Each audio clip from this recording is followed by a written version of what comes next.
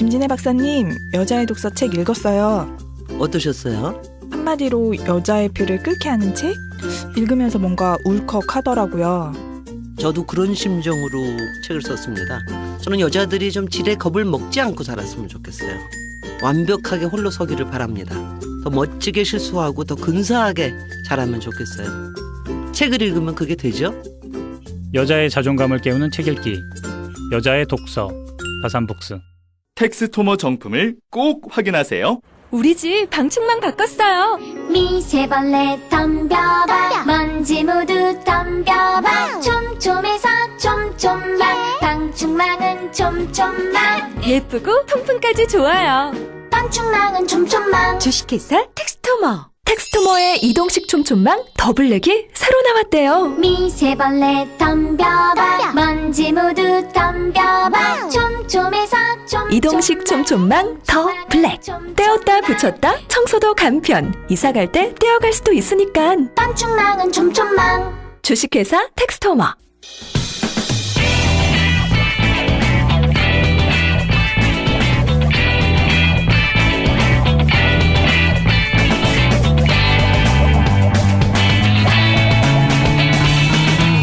김어준의 뉴스 공장.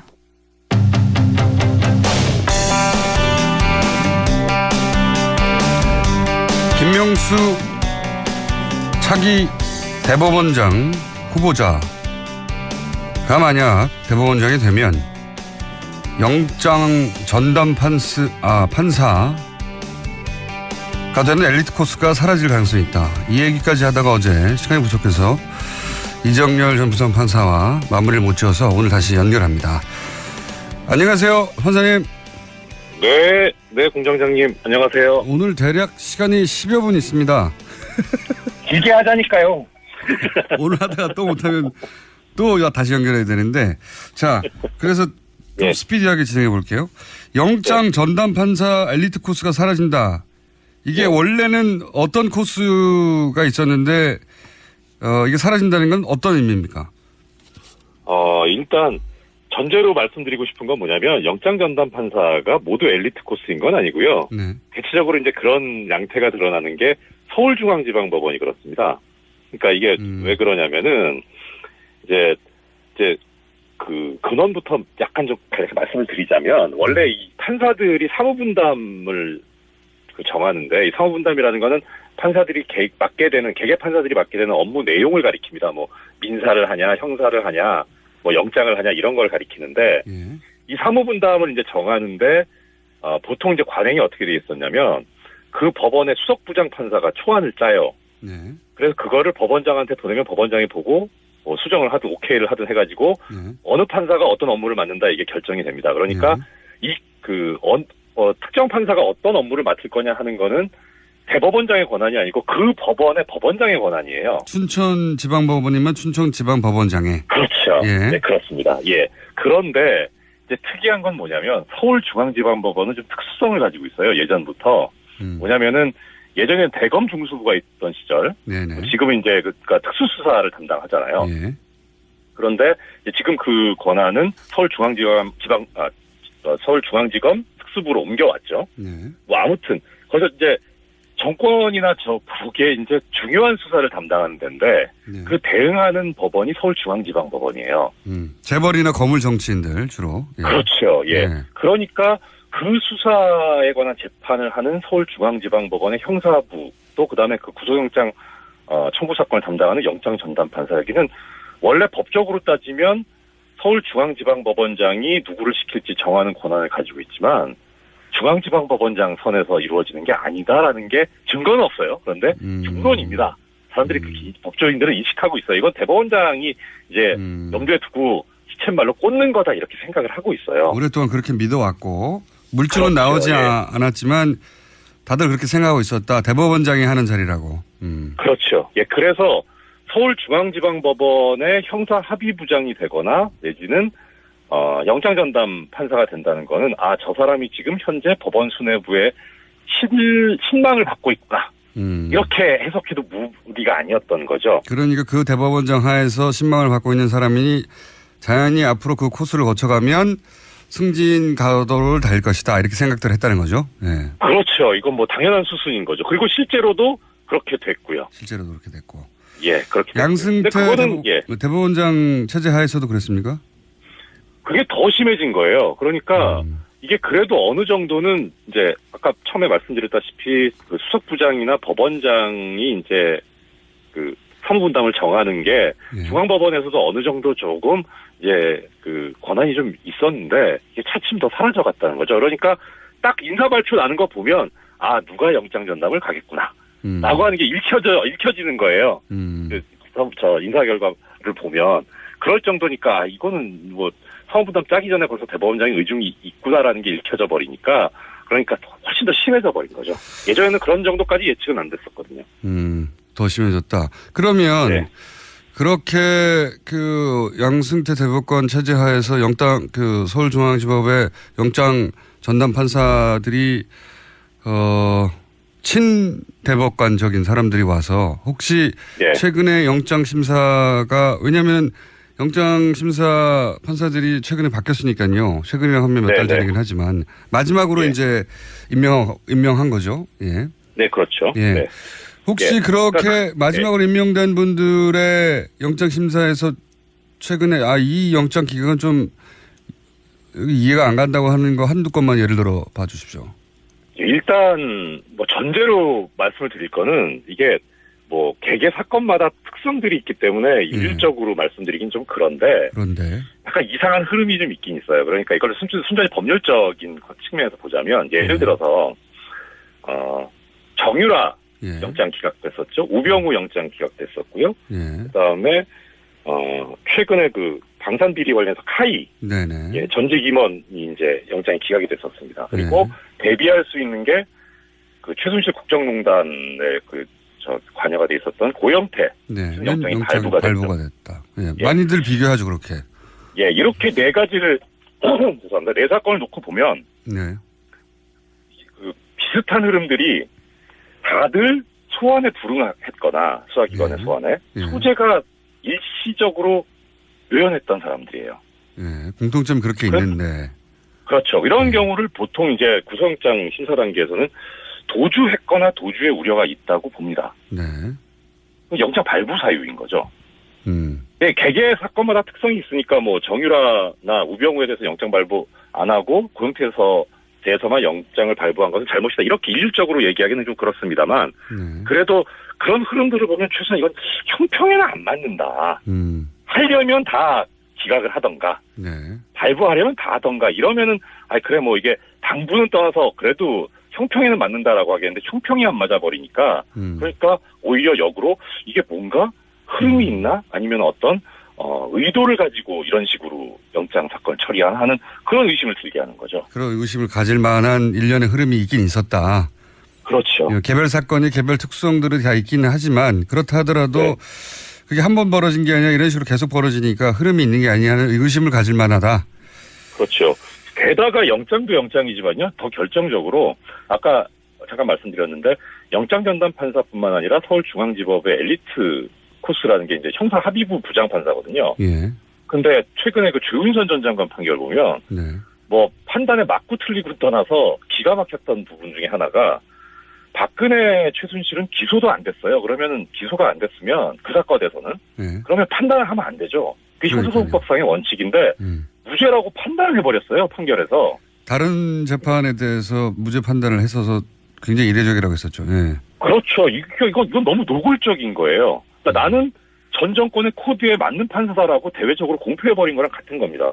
이게 예전에 그 소위 보수 야당이나 보수 언론이 얘기했던 정말 뭐 노골적인 튀는 판결인 거죠. 이렇기 때문에 이건 좀 너무하다. 아무리 그래도. 알겠습니다. 그렇죠.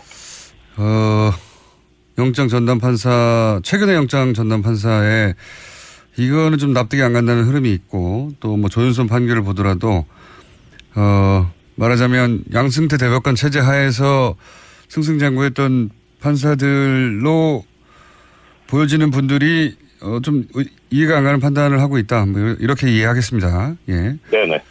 전체 흐름이 그렇다. 자, 한 가지만 더 여쭤보자면요. 아직도 4분이 남았기 때문에 이재용 삼성전자 부회장 1심 선고 생중계 불허했지 않습니까? 네네. 피고인들이 부동의하고 공공이익이 크지 않고 무죄 추정 원칙 어긋난다. 네. 요 재판부 물론 각자 재판부가 판단하도록 위임했기 때문에 재판부가 그렇게 판단할 수 있는데 동의하지 않는 부분이 네. 있으십니까? 다요.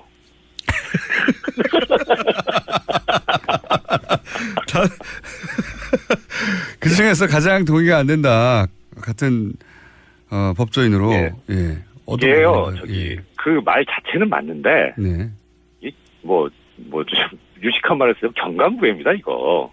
예, 이때 쓸 말이 아니죠.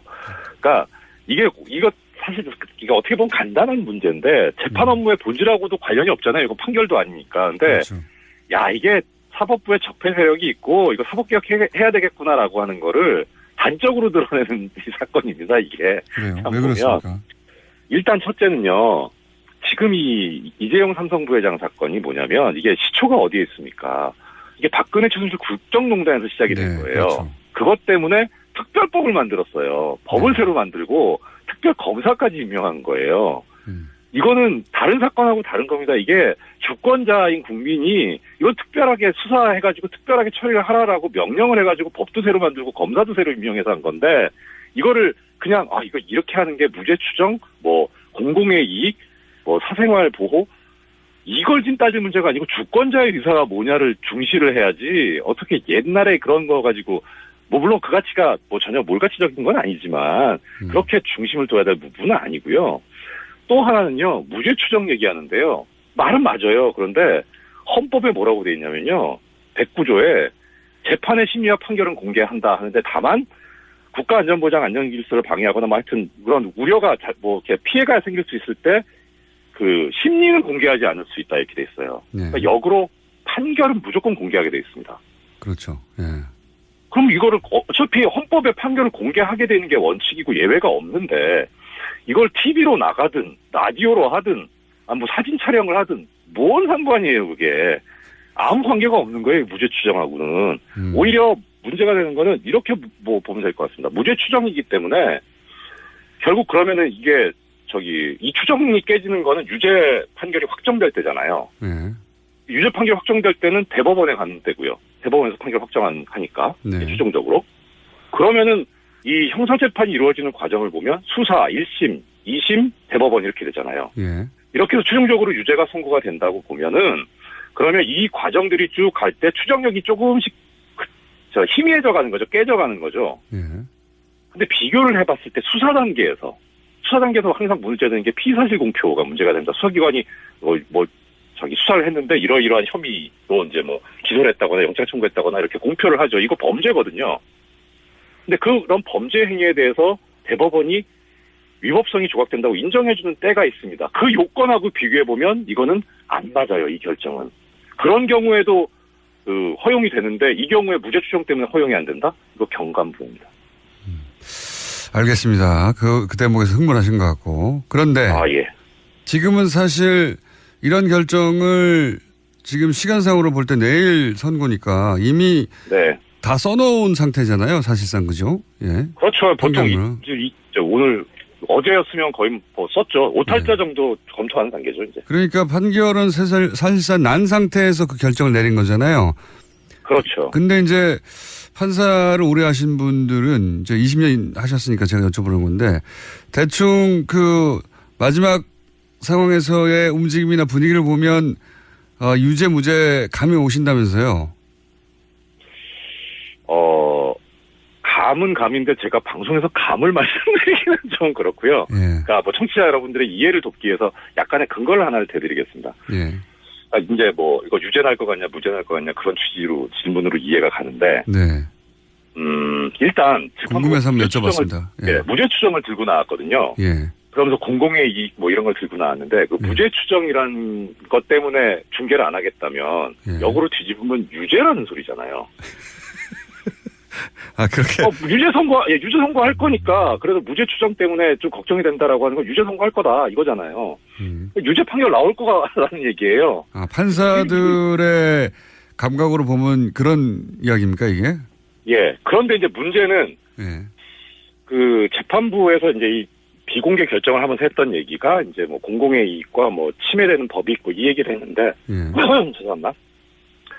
그 침해되는 법익 관련해서 이재용 부회장은 뭐 어떻게 보면 공인이라고 할 수 있으니까 네. 그러니까 이건 이제 재판부 결정이 맞다고 하는 걸 전제로 말씀드리는 겁니다. 네. 어느 정도 공인이니까 유죄가 선고되더라도 공공의 이익이 더 크다고 볼 수는 있어요. 근데 네.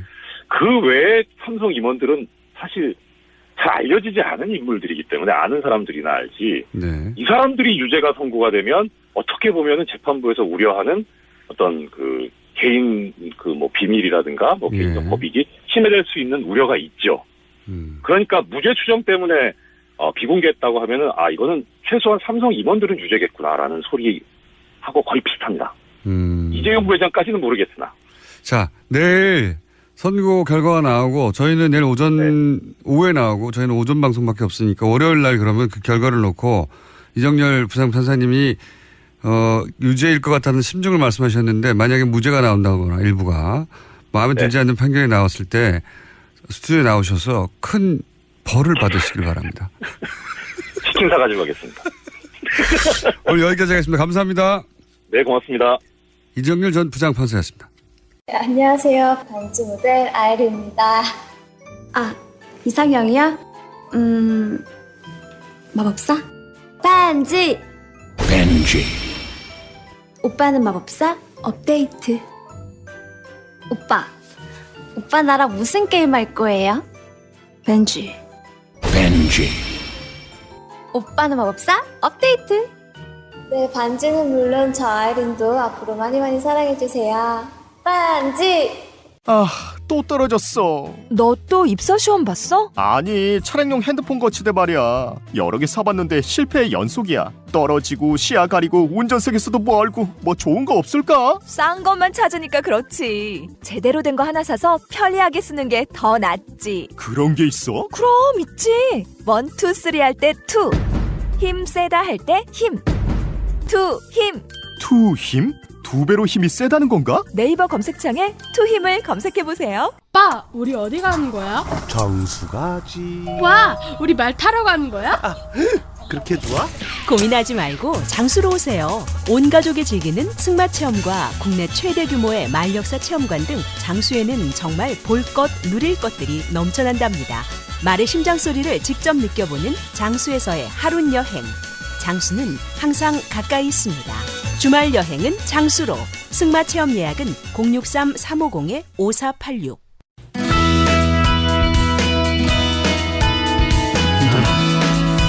자, 그것마저 알려주마.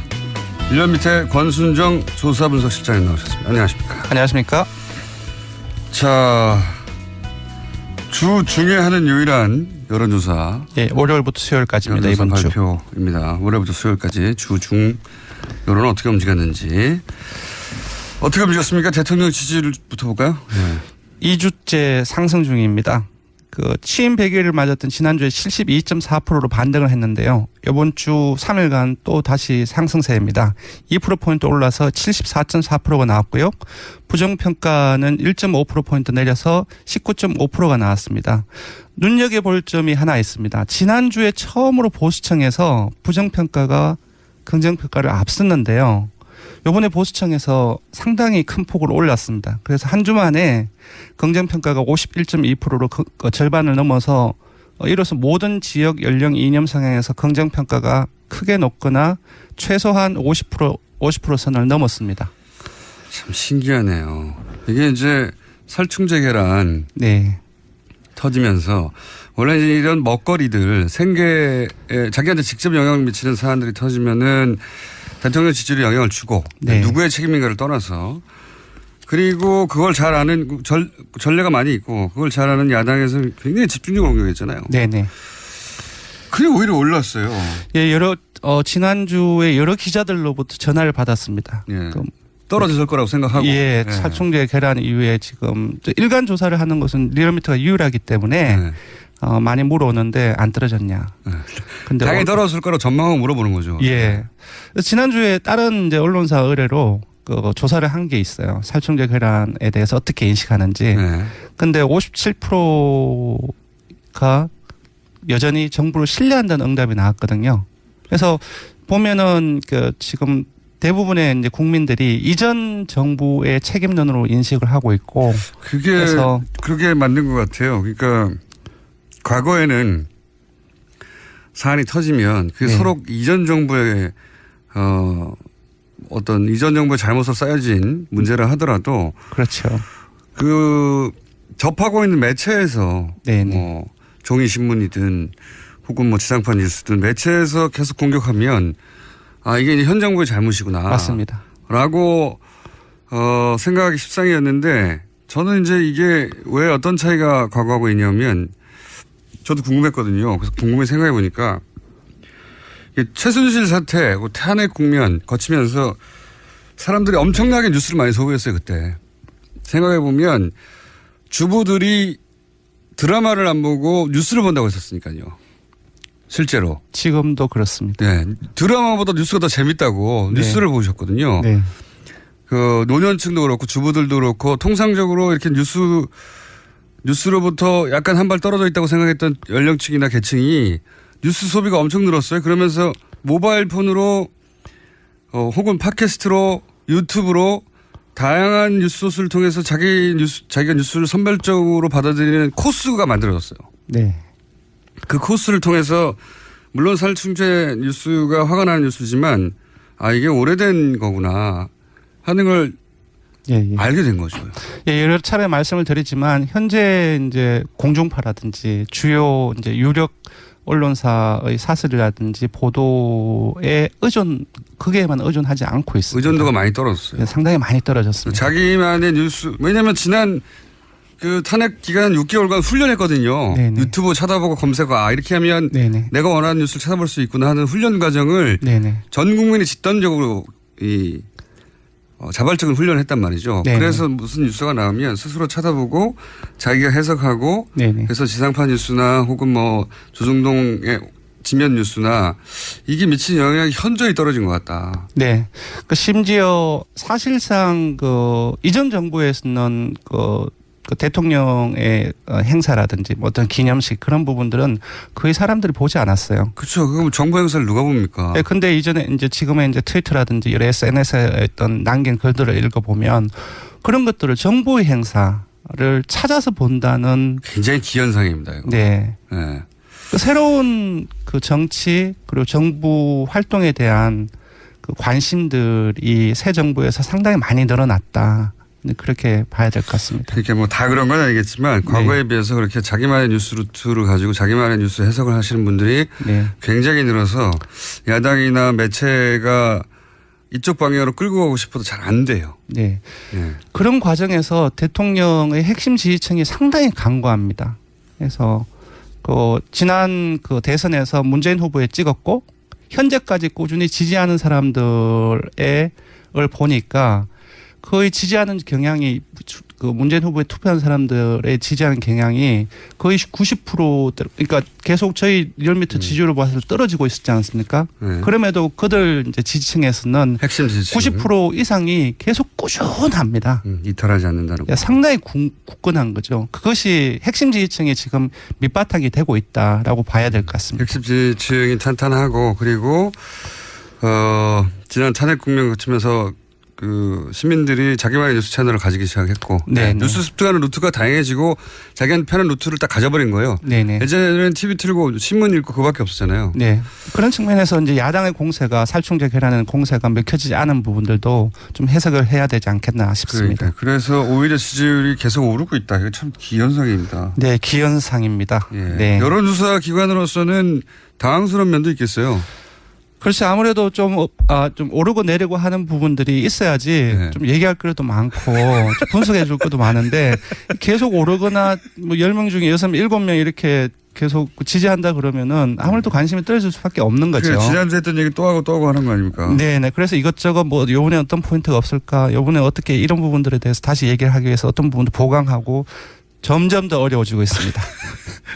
하여튼 기현상 굉장히 기현상이 리얼미터가 다른 여타 조사기관보다 대통령 지지율이 좀 낮게 나오죠. 예, 보통 5% 10% 낮게 나오는데 예. 리얼미터로도 70% 중반으로 예. 다시 올라가고 있습니다. 예, 자동응답으로 하면은 좀 샤이 효과 그런 부분이 약간 제어가 되기 때문에 그런 측면에서 조금 떨어진다. 그렇게 봐주시면 좋을 것 같습니다.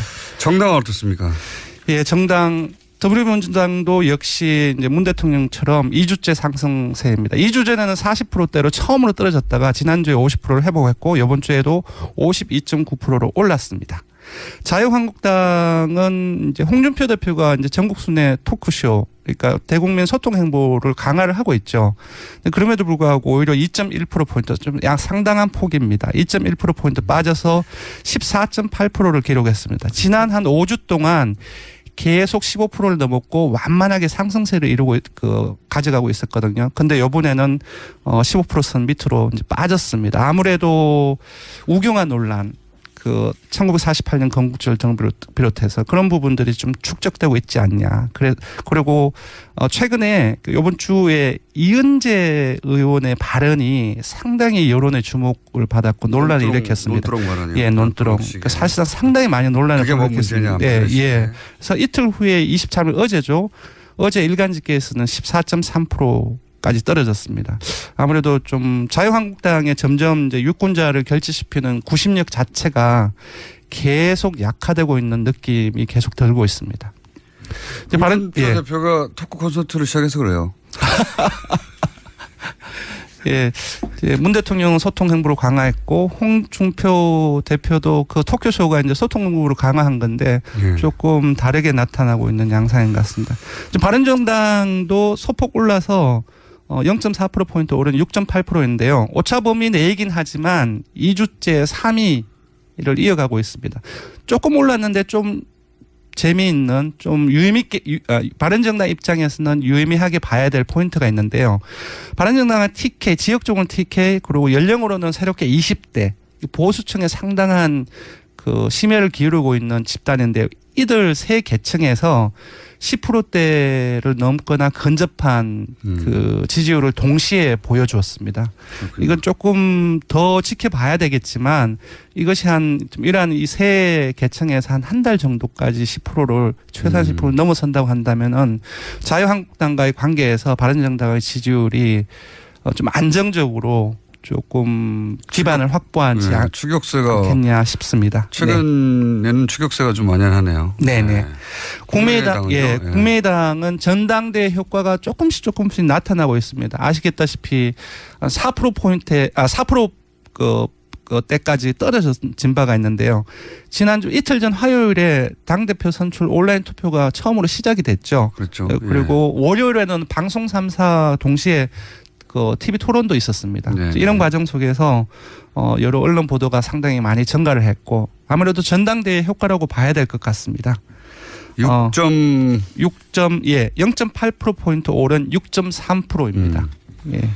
그리고 정의당은 지난주에 민주당이 강세를 보이면서 민주당으로 많은 지지층이 다수가 이탈을 했거든요. 그래서 4.5%까지 떨어졌는데 이번 주에는 이제 반등세입니다. 1%포인트 올라가지고 5.5%를 기록했습니다. 알겠습니다. 근데 그래 봐야 뭐 대부분 0점대라서. 예, 지금 자유한국당 밑으로 바른정당, 국민의당, 정의당은 한 몇 달 동안 오차범위 내 각축이라고 보시면 됩니다. 지지율 변화가 사실상 오차범위를 생각하면 없다고 해도 됩니다. 예, 워낙 블랙홀, 더불어민주당이라는 블랙홀이 있기 때문에 그럴 수밖에 없는. 야당하기 참 힘들어요. 이게 살충제라는 공격하기 참 좋은 사안이었는데 이게 이렇게까지 영향이 없을 줄은 여론조사 결과 다른 조사 결과도 마찬가지더라고요. 네네. 영향이 없습니다, 사실. 자, 한 가지 더 그것마저 알려주면 오늘 사안은 뭡니까? 종교인 과세. 종교인 과세입니다. 김진표 의원이 한 발 물러서긴 했지만 또 어제 세무조사는 안 된다. 예. 뭐 탈세 혐의가 있을 때 종교시설, 교회라든지 사찰 이쪽에 가가지고 세무조사는 안 된다라는 그 의미가 없죠. 예. 세무조사를 못하면 신고하는 대로 받으라는 거잖아요. 예. 사실상 종교인 과세를 반대하는 발언이라고 볼 수 있는데요. 알아서 낼 테니까 그냥 믿어라 이런 얘기죠. 예. 그래서 조사를 했습니다. 그 종교인 과세에 대해서 조사를 해봤더니 찬반을 예정대로 내년부터 그러니까 2015년 12월에 2년 이후에서 2018년 1월에 다시 하기로 했거든요. 그래서 예정대로 내년부터 시행해야 된다는 요란이 10명 중 8명에 가까운 78.1%가 응답을 했습니다. 이거는 탄핵 찬성률하고 비슷합니다. 예, 압도적인 수치고요. 이제 다른 이제 반면에 종교인 가세를 한 번 더 미뤄보자라고 하는 응답이 5.2%, 종교인한테 가세는 아예 안 된다. 원천적으로 반대하는 응답이 9%. 그러니까 두 응답을 합쳐서 14.2%로 매우 낮았습니다. 그러니까 정당 지지층별로 봐도 뭐 자유한국당 지지층이나 바른정당 지지층이나 여야 뭐 보수 진보를 가리지 않고 좀 이러한 어떤 압도적으로.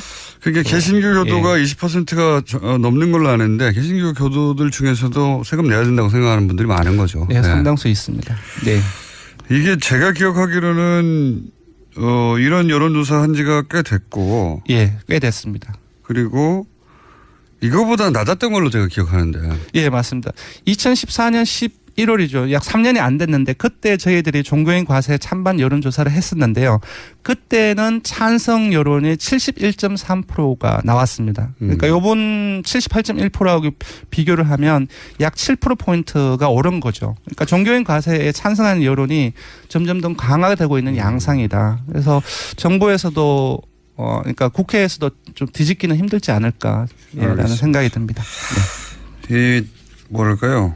최근에 우리 국민들이 부당함에 대해서 느끼는 예민함, 네. 부당함, 형평성, 네. 그런 부분들에 대한 이런 거에 대해서 훨씬 더 예민해진 것 같아요. 예, 그런 뭐 단어로서는 정리할 수 없지만 기본적으로 네. 그런 어떤 그 개념적으로 이게 안 맞잖아, 이게 균형이. 예. 이거 이렇게 하면 형평이 안 맞고 특혜 아니야? 이럴 경우에는 훨씬 더 높은 지지율로 공정성, 형평성 그러한 가치를 상당히 중요하게 생각하시는 것 같습니다. 예민해졌어요. 예. 네네. 개요 말씀해 주십시오. 네, 대통령 정당 지지율 조사는 TBS 의뢰로 전국 19세 이상 성인을 대상으로 8월 21일부터 3일간 조사했고요. 전화 면접 자동응답 혼용 방식으로 실시했습니다. 최종 완전 응답자는 1,522명이고 표본 오차는 95% 신뢰 수준 플러스 마이너스 2.5%포인트입니다. 응답률은 4.9%였고요.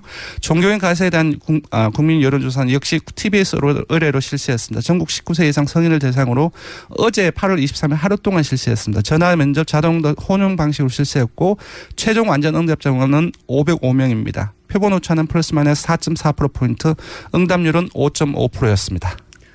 리얼미터 권순정 조사분석 실장이었습니다. 감사합니다. 고맙습니다.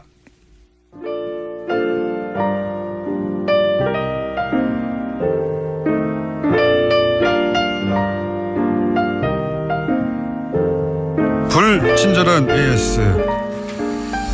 김성태 의원님, 뉴스공장의 수입원입니까? 문자를 안 쓸 수 없게 하시네요. 예, 오늘 문자 많이 왔습니다. 조만간 모실 전문가가 너무 많아요. 조만간 김우준 선생 정리 한번 해주세요. 네, 조만간 정리하도록 하겠습니다. 공장장도 윤리적 육식을 해달라. 예, 그러니까요. 그런 생각을 요즘 하고 있습니다. 어떻게 하면 되나. 지난주에 김진애 박사님의 안녕이 잘렸어요. 밝고 명랑한 안녕을 기다리고 있어요. 꼭 들을 수 있도록 부탁드립니다. 네, 그러면 김진애 박사님은 안녕을 먼저 하고 시작하는 것으로. 여기까지 하겠습니다.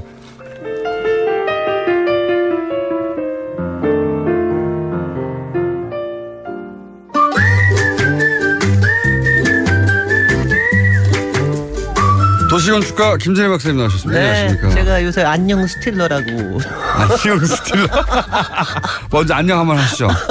아유, 좀 못해 그런 그래, 거. 끝날 때 가서 하는 것으로. 아니 제가 지금 시키니까 또 안 하시네요. 게스트들이 점점 발음이 새고 있다고. 네. 저를 따라가지고 그런 문자가 그래요? 많이 나오고 있어요. 아무튼 글쎄요.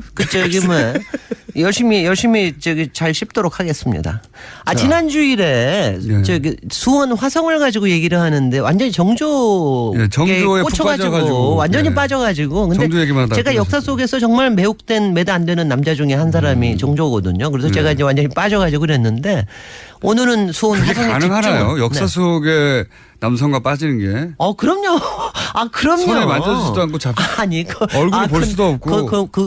그 엑스타시를 모르십니다. 그래요? 네, 그래서 정조대왕은 정말 이 여러 가지가. 저는 TV에 나온 연예인도 내가 손으로 잡을 수 없어서. 여기는 68라서 그래. 관심이 없는데 어떻게 수백 년 지난 인물에 대해서 그렇게. 아니 근데 호감을 정말- 가질 수는 있지만 괜찮았구나. 근데 워낙 미스터리한 데가 있는 사람이고 또 인간 승리이기도 하고 그리고 또 여러 가지 숙제를 남겨놓기도 하고 그러니까 인물적인 상상력을 굉장히 자극하는 분이 정조예요. 좋아할 수는 네. 있는데 네. 그렇게 살아 있어서 내가 곧 만날 수 있는 사람처럼 좋아한다는 게. 꿈에서 만나면 되잖아. 꿈에서 네. 그래서 꿈에서 만났습니다. 지난 밤엔 딴 사람이 나왔고요. 꿈도 원하는 사람이 딱딱 이렇게 나와주나요? 오늘은 정조야 그러고 주무시면 정조 그러면 나오고. 열심히 바라면은 꿈이 도와줍니다. 그래서 오늘은 화성에 대해서 집중적으로 좀 아니 그리고 굉장히 많은 분들이 코멘트를 주셨어요. 그렇게까지 그러니까 그런 의미까지는 몰랐다. 특히 제가 도시계획을 공부하면서 저의 그 프라이드를 굉장히 올려준 그런 거였다고 얘기했는데 그런 거를 처음 좀 느꼈다는 분들이 많고 그래서 제가 오늘은 좀 또박또박 화성에 그러니까 왜 이게 이렇게 특별한가라고 하는 게 근데 이제 제일 특별한 거는 이거예요. 그냥 건축적으로만 얘기를 하면 이게 이제 몇 가지가 있습니다. 이게 우리나라로서는 벽돌을 이렇게 많이 쓴 도시가 처음이에요. 그 전에는 별로 벽돌을 안 썼어요. 우리나라는 거의 다 돌로만 했고 중국에서 기술을 들여와가지고 한 겁니다. 그리고 이제 여기에 보면은 그러니까 당시로선 처음으로 크레인을 썼어요. 요새 왜 거중기라는 게 크레인이거든요. 정약용 선생의 거중기. 네, 이게 이제 중국에서 한국의 다빈치. 유럽에서 쓰던 거를 정약용 선생이 완전히 새롭게 디자인을 한 거예요. 천재니까 천재. 그래서 중국의 한 4배의 힘을 발휘하는 크레인을 만들어서 쓴 거예요. 그러니까 3년 만에 정확히는 33개월 만에 지었습니다. 그러니까 그게 굉장히 상당한 겁니다. 그러니까 벽돌을 생산을 하고 그걸 가지고 굉장히 빠른 시일 내에 최첨단 공법으로 만든 거군요. 이게 그러니까. 그래서 이제 당시로서 이게 짓고 난 다음에는 굉장히 주변에가 그러니까 그 다음부터 기술들이 굉장히 많이 달라졌어요. 그래서 이때 기술이 그러니까 18세기의 그 이른바 실학파들, 그다음에 북학파들 이런 사람들이 쭉 그야말로 쟁여왔던 기술들이 한꺼번에 꽃이 핀 거죠. 그러니까 그래서 이제 이런 점에서 참 기가 막힌 거고. 기술의 결정체였다. 네. 그래서 여기에 보면은요. 그 전에 뭐 잘 모르시겠지만 되게 한옥들이 되게 비슷비슷하게 생겼잖아요. 근데 여기에 벽돌이 들어오면서 굉장히 이상한 평면들이 생기기 시작합니다. 그리고 이렇게 건축 양식을 바꿔왔다. 동그란 형태도 생기기 시작하고 그 외에 봉돈 같은 거 보면은 막 이렇게 막 무슨 주전자 같은 것들이 막 있기도 하고 하여튼 굉장히 신기한 것들이 생기기 시작해요. 일종의 한국의 르네상스입니까 이때가? 이때가 말하자면은 르네상스고 이게 조선으로 보면은 후대 르네상스죠. 이제 조선의 첫 르네상스는 세종이었고 이제 후대 르네상스가 영종조 시대인데 이제 후대 르네상스의 특히 건축적으로는 이 화성이라는 거하고요. 제가 나중에 언제 한번 기회가 되면 규장각을 가지고 한번 얘기를 할 텐데요. 이 규장각도 굉장히 이거 건축적으로 굉장히 놀라운 거거든요. 그래서 그렇고요. 그다음에 도시적으로 이게 말하자면 제가 지난번에 이게 정조의 효심에서만 비롯된 게 아니라 그야말로 왕권, 그다음에 새로운 중상주의 이런 것들을 위해서 만든 도시다. 그래서 만약 더 오래 사셨으면 그런 게 다 해결이 됐을 거다라고 얘기를 했는데 계획 신도시였다. 이거를 계획하기 위해서 여러 가지 한 것들이 굉장히 많습니다. 지금 이제 수원이라고 하는 데가 지금 이제 굉장히 여기 보면 저수지나 이런 게 많잖아요. 이게 뭐냐면 평야입니다. 근데 이걸 갖다가 왕실의 둔전으로 만들어요. 그래서 그러면서 그때 저수지 개발이나 수원천 개발이나 이런 걸 엄청나게 수리시설 개발을 엄청나게 합니다. 그게 이쪽에 농업 생산의 새로운 이제 전초 기지가 되는 거예요. 그러니까 이게 대단한 거고요. 그다음에 제가 지난번에 얘기했던 대로 여기에 팔달산 밑에 팔도 상인들한테 말하자면 새로운 특권을 줘가지고 상업을 이제 새로운 상업지구를 만들면서 이제 서울에서부터 한양에서부터 그걸 뺏어오려고 왕권도 강화하고 상업 특구도 만들고 그 다음에는 이제 군대도 만들죠. 군대도 여기에 만들고. 이제 그 보면은 이 성이 특이한 게요. 읍성이면서 엄청나게 방어가 강화가 돼 있어요. 그리고 여기서 보시면은 그야말로 여기 서장대 같은 데 보면은 왜 맨날 왜 정조가 뭐 활 쏘고 총 쏘고 막 이런 거 많이 하잖아요. 맨날 여기서 퍼레이드 하고 막 그래요. 여기서 막 키우고. 그래서 잘 진행됐으면 오래 살았으면 일로 수도를 진짜로 옮기려고 했던 저는 건가요? 그랬을 거라고 봅니다. 그게 이제 여기에서 특이한 점이 이제 다시 맨 처음으로 가서 이제 이게 이제 개념적으로 굉장히 중요한 게 이게 계획에 한 10년 하고 계획과 설계 한 10년 하고 그다음에 실제로 지금까지 3년인데 제가 보기에는 10년도 더 된 것 같아요. 굉장히 유럽적인데요. 그러니까 오랫동안 그 기획한 다음에 순식간에. 아니 근데 이게 놀라운 게요. 네. 세종대왕도 그러셨잖아. 계획과 설계를 갖다 그렇게 오랫동안 하고 네. 한글 창제를 하셨잖아. 지금은 정반대로 하죠. 계획은 짧게 하고. 그러니까 이게 그러니까 이게 정조하고 세종을 배우는 게 그렇게 기가 막힌 거예요. 거기다가 기록을 다 남겨줬어요. 그러니까 우리가 보십시오. 한글도 한글 해례를 훈민정음 해례라는 걸 만들었기 때문에 창조 과정을 다 할 수가 있잖아요. 근데 여기서도 마찬가지로 화성성역의궤라는 기록을 남겨서 모든 거를 다 기록으로 남깁니다. 그 다음에는 중요한 게 여기가 다 실명제였어요. 아까 얘기하신 정약용 뭐 당시의 영의적인 체제공 이런 뿐만 아니라 제가 지난번에 하고 났더니 방송 그날 만난 여자 한 사람이 이래. 우리 할아버지가 수원 화성 지을 때 거기서 일하셨어요. 일꾼으로? 저 일꾼으로. 그래서 제가 그래서 어느 정도 높아져요. 조금 높은 기술자였어요. 그러니까 그런 거를 다 기록으로 남깁니다. 후손들이 알 수 있었구나 그래서. 그리고 품들이 몇 품이 들어갔고 품삯은 그러니까 이게 처음으로 근대적인 공정인데 우리 조상은 백성을 그대로 갖다가 쓴 게 아니라 품삯을 다 줬어요. 저희 집안에 거기 고기를 공부했을 것 같아요. 거기에 뭐라고 그러죠? 뭐라고 그러나 갑자기 상하게 안 나네. 백정이죠, 백정. 무슨 식당 있잖아요. 왜 그런 거 해줄지도 몰라. 그래서 갑자기 저도 생각 안 나네요. 그래서 화성성역의궤라는 게 그대로 남아있기 때문에 한밭집. 품밭집이 아니라 한밭집. 그래서 한밭집에 고기를 납품하지 않았을까. 그랬을 것 같아. 왜냐하면 근데 그때 화성성역의궤가 기가 막힐 뿐만이 아니라 그때 화성능행을 하십니다. 정조대왕께서. 능행이 뭡니까? 능행이 이제 그쪽에 이제 사도세자의 아버님의 묘를 모셨잖아요. 그쪽으로 옮겨서 그리고 거기에다 행궁을 짓고 어머님과 아버님의 이제 환갑 때 이제 그때 가서 능으로 가는 게 능행입니다. 능으로 그냥 갔다고요? 그래서 그때 가는 게 능행도가 있어요. 그때 그림이 병풍 8폭짜리. 그러니까 부모의 능으로 가는 것을 별도로 능행이라고 불렀군요. 네. 근데 그거를 이제 왕이 가시니까 능행이라고 그러는 거죠. 근데 그걸 갔군요, 그냥. 그걸 보면 거기에 보면은 정말 고기 굽는 장면까지 나온다니까. 애들이 막 뛰어나와서 보는 거. 그러니까 지금 그런 것까지 기록을 다 남겨놓으셨어. 화성 자체의 건축학적 의미도 깊지만 그 모든 것을 상상해 볼 수 있는 기록들이 남아 있어서 이게 르네상스 아니고 뭡니까? 그래서 박사님이 더욱 더 여기 꽂히시는구나. 네. 그러니까 구체적으로 상상해 볼 수 있으니까. 네. 그러니까 바로 이게 그래서 그때 시간만 몇 년만 더 있었으면 얼마나 달라졌을까 이런 생각이 들고요. 여기까지만 하고요. 제가 지금으로 얘기를 하겠습니다. 지금 얘기에 수원에 40초 남았습니다. 40초 남았지만 한 가지가 중요한 게 수원의 이름이 왜 수원은 수원이고 화성시 따로 있잖아요. 난 이게 항상 불만이에요. 왜 그렇습니까? 이것도 얘기하면 복잡한데 문제만 제기하겠습니다. 저는 수원의 화성이라는 이름을 다시 찾아주고 싶어요. 그래야지 수원이 우리한테 화성으로 다시 돌아가야 된다. 그리고 그게 화성에 있는 데니까. 그리고 이제 지금 수원은 지금 이제 100만. 지금 화성은 어떻게 해요? 그러니까 이제 그거를 그걸 열심히 고민을 해야죠. 그래서 이제 이런 부분도 이 일제 강점기하고 관련이 돼 있고 그렇거든요. 그래서 이제 그 이야기는 다음 주에 하셔야 돼요. 안녕하셔야 되니까요. 네. 이번 주는 여기까지 김진애 박사였습니다. 즐거웠습니다. 안녕. 내일 뵙겠습니다. 안녕.